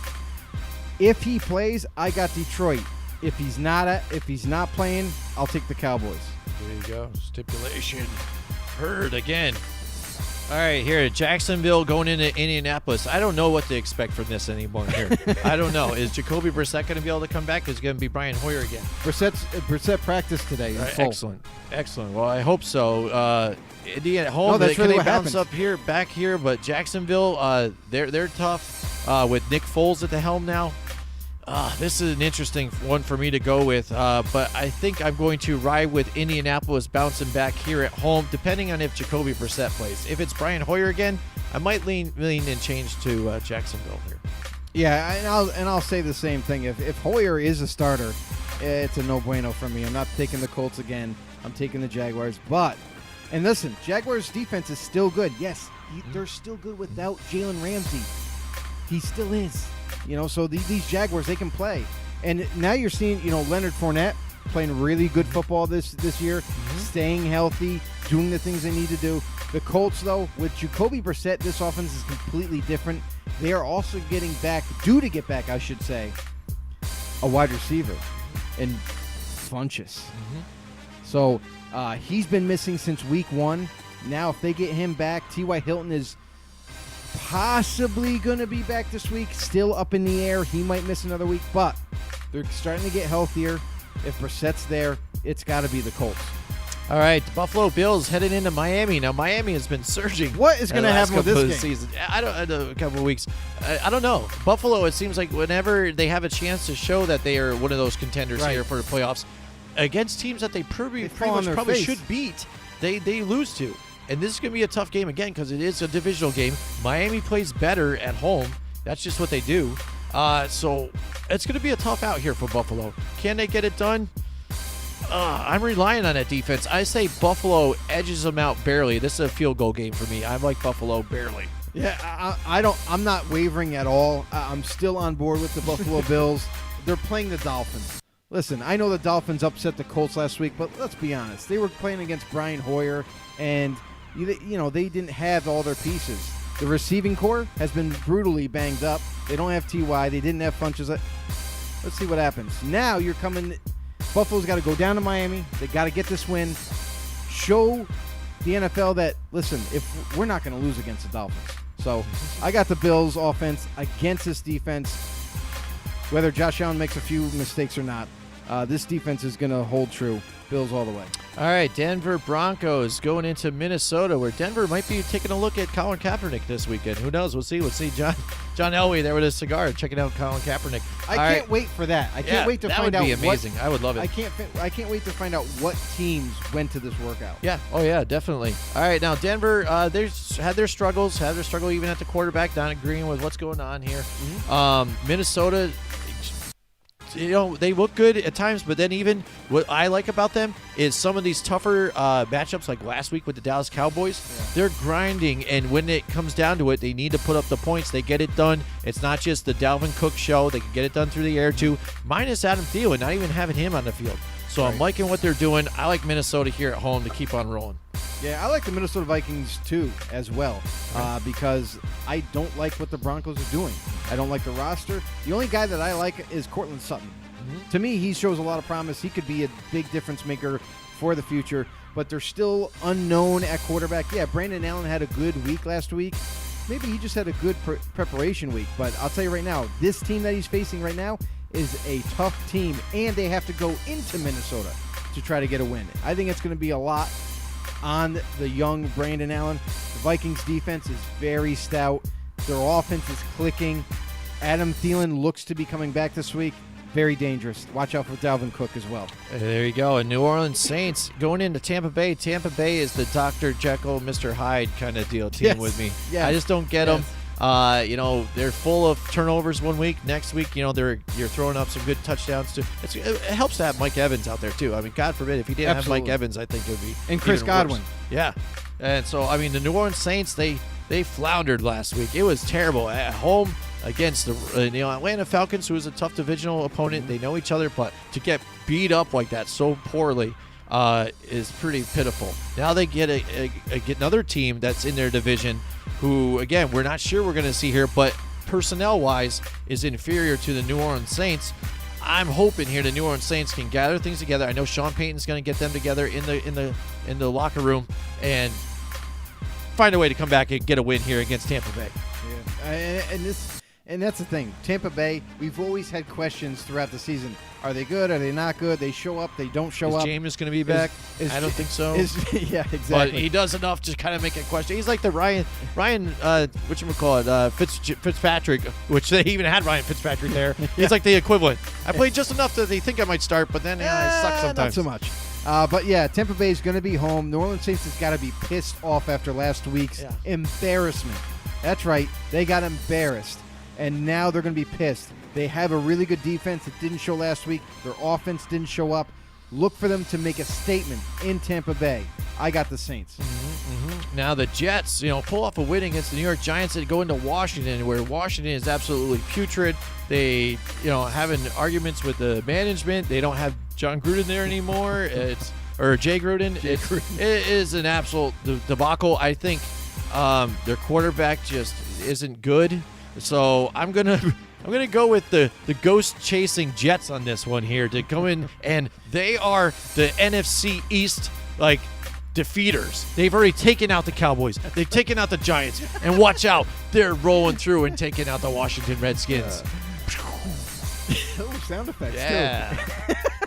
The Assassinators. Listen, the Jets. It was surprising to me last week, even though they were playing the Giants, and we knew that their defense wasn't that strong. But it was confusing to me going against the Redskins. Now this is going to be a battle of defense. Both teams have a great. No, they don't. The Jets have a better defense than the Redskins. Their offense galore. Their offense seems to be clicking. Last week it clicked well. Look for them to go ahead and pick apart the Redskins, and I'm also going to go with the Jets. You got a rookie quarterback now who's going to play the rest of the season out. Yes, he is going to get better at times, but he's going to make mistakes. Mm-hmm. It's something that every quarterback has to go through as a rookie, and unfortunately he's got to go up against the Jets and be confused.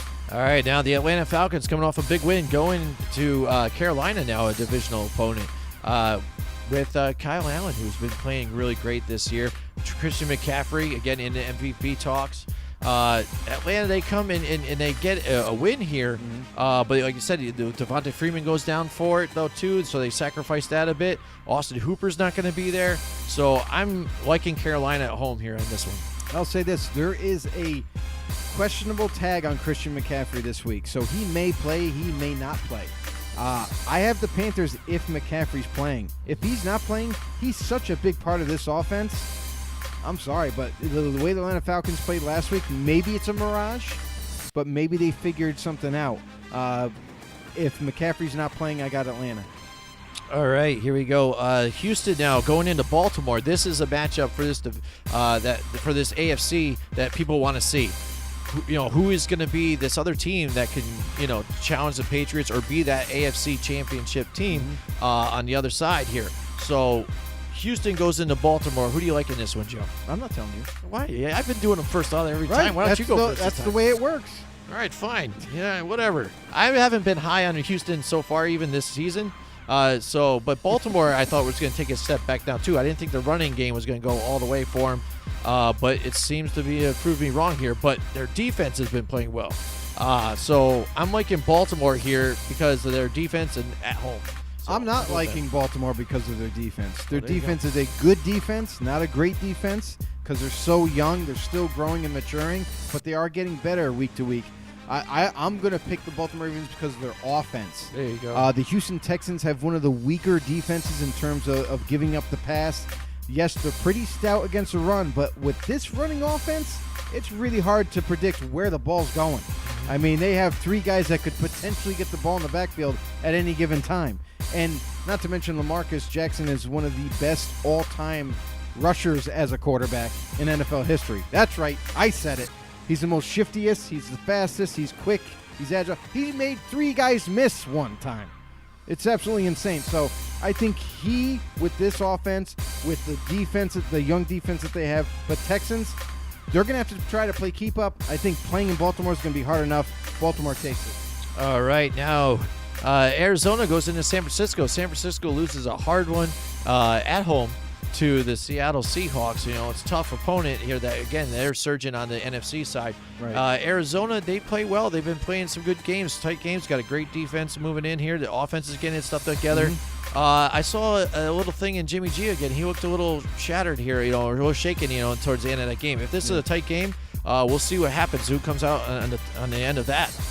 But because they're at home again still, and that defense is still great, with Nick Bosa, I think I'm going to side on San Francisco still on this one. I think they should have had that win on Monday. I'm going to let you in on a little secret. These teams faced just 2 weeks ago. Just 2 weeks ago. Guess what? It was not a blowout. It was right down to the end. And it's because Arizona failed to go drive down and score the touchdown to win it. Arizona came really close last time, and it was only 2 weeks ago. Both these teams know each other very well, and if it was close last week, or 2 weeks ago, it's gonna be very close this week. This could go either way. We know the Cardinals got healthier on defense. They have Patrick Peterson back there in the lineup and company that like to put pressure, just like the Niners put pressure. This is going to go either way. I'm going to go with the home team only because of that defense that San Fran has. Their defense has been absolutely killer week in and week out. And with George Kittle possibly coming back this week, with Deebo Samuel, could be getting a lot of more playing time. So I like the Niners. All right. Joe's will be on the Niners. All right. In Cincinnati and Oakland, like Michael Guerrero came in and said, yes. He said he predicts 60-0, like the Oakland Raiders over the Cincinnati Bengals. I really do. You know, the 60-0 could have a different meaning too, because it is the 60th anniversary of the Oakland Raiders as well. So maybe that's why he went with the 60-0. There you go. Score. That's a good one. But anyway, the Bengals and Raiders. Listen, I don't like picking with my team. I just don't. You know that. There's something about it where it's like, oh, if I pick them, then they're probably going to lose. But this is one of those games where it's like, come on. They're playing the Bengals. They have a losing season. They have a young quarterback now in Ryan Finley, who is the starter with Cincinnati. Not overlooking him at all. I think he has some potential. He's going to make some good plays, might make some mistakes. And because of how poor this Bengals offensive line has been, maybe the Raiders defense shows up again in back-to-back weeks, staying home in Oakland. I know I've been so used to staying away all the time. Go away, but now that they're home, their defense could light it up yet again, and this offense is really hard to stop. So give me the Raiders. All right, I'm going to take the Raiders too as well. Liking the way they're running the ball with Josh Jacobs. He is stellar too. He's got to be offensive rookie of the year, pretty close to it. So far. I mean, he's the guy that they've got to revolve it around. They don't have Antonio Brown like you were trying to get as a puzzle piece there. So now your team has to focus around Josh Jacobs, and it's looking great. And the team's looking great, and they're on playoff talk. So I mean, this is great. I don't think a lot of people expected this with the Oakland Raiders. I hope it keeps going. I'm excited. As long as the Raiders are good here, and then they're going to be going into Las Vegas, and Oakland's going to be like looking at themselves like, oh, what happened here? The city of Oakland is really kicking themselves in the ass right now. All right, here we go. The New England Patriots going to the Philadelphia Eagles now here. It's a redo of the Super Bowl here. How will the Patriots bounce back? I don't know, but I think this is going to be a close game. It is. Because again, the Patriots haven't looked Patriot-like, I think, this whole season. Right. This tail part of their schedule is the hardest it's going to be. Right. That they've had all season. Oh, yeah. So, and we saw what happened when they faced the Baltimore Ravens. That should have even been a bigger blowout for the Ravens. They had it game. We've also seen the Patriots struggle against the Buffalo Bills early on. And potentially, if Allen stays in that game, they get beat by the Bills, and then the Bills are the talk of the town. But now they got beat by the Ravens. Now, we do know that the Patriots will do one thing. They're going to be well prepared no matter who they play with this coaching staff. That's no question. Philadelphia Eagles, they're kind of a little bit in limbo. In this division, they're a little bit in limbo. Like, are they the Eagles we used to know in that Super Bowl run? They have everybody still there. They have the gang. It's just they're not being able to convince anybody. We do know that they're hurt in the receiving core. I don't know. This one's going to be tough. It's in Philly. It's going to be tough for the Patriots to go in there. But Patriots, they're one of the best coached organizations. I mean, how do you pick against the Patriots right now? Yeah, they lost against Baltimore. But Philadelphia and the Patriots, I don't think the Eagles, quite honestly, can keep up with scoring with the Patriots. I think the only thing that'll give the Eagles a chance is if they stop the Patriots' run game. That's something that I noticed when the Baltimore played them. They seemed to really shut down Patriots' running game, which kind of made them one-dimensional, and the Patriots struggled with that. And the Baltimore Ravens played man-to-man. Can the Eagles play man-to-man? I don't think so. They're weak in the secondary right now. Don't have everybody back healthy. But, all right, enough of me talking about it. Patriots, I think they're going to win. All right, I'm going with the Patriots too as well, just because, again, the talk of Philly, drop passes. You know what? New England Patriots wide receivers don't do is drop passes, especially Julian Edelman. So I want to get the Patriots there. All right, Chicago Bears going into L.A. for the Rams. The Rams have been up and down here for Sunday Night Football. That's it. And Mitch Trubisky finally has, a game here where he throws up a few touchdowns and no interceptions, did he have one? Right. Yeah, but this is scary, just so Yeah, you know. yeah. This game is scary. this is a tough game because, again, the Rams, despite making moves, they've been on the trading thing. They were making moves, trying to get guys in and out, trading guys away, trying to keep this gang together and stay relevant and try and make it back to that Super Bowl because everybody knows how hard it is to get right back in there. Yeah, definitely. So, and this NFC has been really close with everybody. Seattle is a powerhouse right now. Chicago trying to get back to where they were, trying to rely on his defense. And like you said last week, without Vic Fangio here, hasn't looked at like the same defense here under Chuck Pagano. Right. So now, what are the Chicago Bears here now? What are the Rams? The Rams are struggling. You said injuries on the offensive line here. Right. Todd Gurley not as effective here because they're not utilizing him. Defense has been suspect at times. So who do you like in this matchup, Joe? All right, I'll go.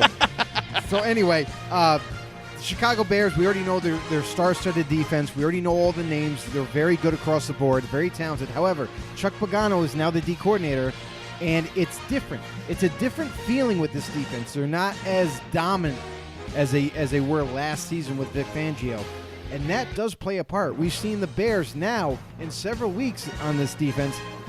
Teams have been able to run the ball on this defense. Now that they don't have Akeem Hicks in the middle at D tackle anymore, he's done for the season. So teams have been able to run the ball. Teams have been able to, and now since they've been able to run the ball, they can also throw the ball on them. So the teams have been mixing it up, and it's making it harder for this defense to shut teams down. Now, offensively for the Bears, Mitchell Trubisky, I don't know, must have had some kind of recollection of how he used to play or something last week. He looked a lot better last week. He looked like he was on point with his throws, good decision making. The Bears offense looked like a completely different offense. And the Rams come in on a beat up offensive line, still have training wheels on Todd Gurley, and I don't understand the logic behind it. They're like, oh, we're saving him. Oh, that's good. You're saving him for what? Because if you don't make the playoffs, what was the whole point? You need to take the training wheels off of Todd Gurley right now, give him the rock, make him be that difference maker like he was last season, and make defenses worry about him. Because right now, let's be honest, nobody's scared of the running game because you don't have Todd Gurley running the ball. Mix it up with him. Take the training wheels off, put Todd Gurley in, Sean McVay, do the right thing here. And that'll definitely help this offense going forward. But until they do that, this offense is going to struggle here and there. Jared Goff, I still think he's a really good quarterback. It's just like anybody else, you need better protection up front to give you time, and so far that hasn't happened. They still have the weapons to distribute to. They got Gerald Everett is upcoming at tight end. Look for him this week to expose this defense so they can get rid of the ball quicker, get it to their playmakers, and let them run with the ball. Cooper Kupp should have a big game in this game. And then the Rams defense, they got Jalen Ramsey in a trade. He's been playing pretty darn well for the LA Rams so far. And you have that pass rush that the Rams have. So you have two defenses that should wake up in this one, but it's going to be tough. I'm going to go with the home team. I'm still going to ride with the Rams. I think they're going to do just enough. Now that the Bears aren't home, they're not playing home, so the Bears tend to play a little bit worse away. I'm going to go with the Rams in this one. All right. Yeah, it's a tough one for me, too. I think you're not going to have Brandon Cooks. I think he's injured this week coming up, too, I think. As of right now, he looks to be out, but even so, I don't care. I'll still take the Rams. But, yeah, I mean, that's the only thing is it's tough for me. It's basically the injuries of the Rams versus the inconsistency of the offense of the Chicago Bears. And I just trust the Rams probably and Sean McVay a little more just to try and get it done. Again, if they tap into the talent that they had, especially while you're struggling here with the offensive line in the passing game, get it going with the running a little bit. Go with your strength. Last year, when they went to the Super Bowl, Todd Gurley was the big part of it. That was their offense. Yeah. Just go back to the winning formula. But that's the thing, too, is like take the training wheels off of them. let him run the ball, and also you can have him in there and throw it to him on top of it. Todd Gurley should have a big game in receiving in this one. If they don't take the training wheels off and don't let him just run the damn ball, I look for him to have a big game in just receiving. All right, and that brings us into Monday Night Football here. Hopefully we get another good one like we had the last week, but I don't know. I don't think a lot of teams or games are going to live up to that one. I don't think we're going to see another Monday Night Football game this season like that. Yeah, that was that's absolutely pretty insane. All right, here. So now we got the Kansas City Chiefs going into the Los Angeles Chargers Battle here. of the AFC West. No, it's not. Chargers really aren't that close. Yeah, the Chargers are just, I don't get it. Even with the firing of Ken Wisenhunt, they don't. The Philip Rivers with his wide receivers just have a disconnect this Doesn't season. it go to show you something, get it. though? Ken Wisenhunt, you fire him, you point the blame at him. It's your fault. Our offense isn't doing as good. Guess what? You fire him, it's still the same result. Pretty much. I'm They just had one win in between here. there, but You yeah. can't. And to be honest with you, Ken Wisenhunt is a brilliant offensive mind. I think that was a bad decision by the organization to let him go, and it's not his fault. Listen, Chargers offense is banged up. They're just banged up. Their offensive line is really hurting. Yes, Melvin Gordon is now back officially as the featured guy in that offense, and he's looking really good. We saw him last Thursday. Even though the Chargers lost, he had a great game. So, Chargers against the Chiefs, this is going to be the battle of, I don't know what, battle of offense versus it's bad basically- defense. it's- bad offense versus bad defense. Who wins? Yeah. You know? Basically, yeah, that's what I was going to say. Or on the flip side, it's going to be Kansas City's offense versus the Chargers defense, basically, at But this still, point. Which the Chargers defense has started to play better the last 2 weeks, I'd say, even not having Derwin James there. They've had some other guys step up. That's because, But- I'll tell you right now, that's the Melvin Ingram effect. Yeah. That's what that is, because before it was just Bosa they had to worry about. Now you got these guys in Ingram and Bosa both playing, and they're not just keeping them at ends. They're moving them around that D-line to find different, weaknesses in the offensive line. I think they're going to do the same thing with the Chiefs. I think this is going to be a good game. It might not be a game everybody wants, because I don't think this is going to be a super high-scoring game, but it's going to be entertaining for sure. And the Chiefs, they got Patrick Mahomes back. He looked pretty good. I don't know. I don't know if I'm convinced if he's completely healthy, but he did do well. And when you have all these weapons for the Chiefs, I mean, Mecole Hardman, Tyreek Hill, Travis Kelce, Damian Williams is now the starter at running back. And Sammy Watkins is back with the team. So they got all their guys back. This offense will be tough to stop. I'm going to go with the Chiefs in this one. I'm going to go with the Kansas City Chiefs as well. So there you go. That's our picks for this week. We'll see how it goes. Hopefully, I can't get any worse than I did last Although week. I am going to secretly root for the Chargers. Just saying. Yeah, I don't know. I don't care about either ones. Just whatever. That's because you're not in the division race. No, I'm not. No, yeah, I am. Yeah, I just want them. And I can't believe it, to be honest with you. Yep. Yeah, whatever. But here we go. Ridiculous. Yeah, I know. All right, so that's our show for this week. I hope everybody had a good time and enjoyed our show. Thank you, everybody, for joining us tonight. Yes, we had a lot of different friends come in and know-it-alls. All you guys, we appreciate it. If Definitely. you haven't been to YouTube yet, go there, hit the subscribe button. Tell your friends about it. Tell them to check out YouTube. Yes, I have heard the complaint that, yes, our show is like 2 hours. Sometimes it's an hour and a half. Yeah, sometimes it's a little longer. But some of our best shows have been longer ones. And yes, I mean, I understand that you can't sit down to watch 2 hours, but you know what? There's a pause button and a stop button and stuff. Watch it for a little bit. When you come back, you can watch it some more or fast forward to whatever spots you want.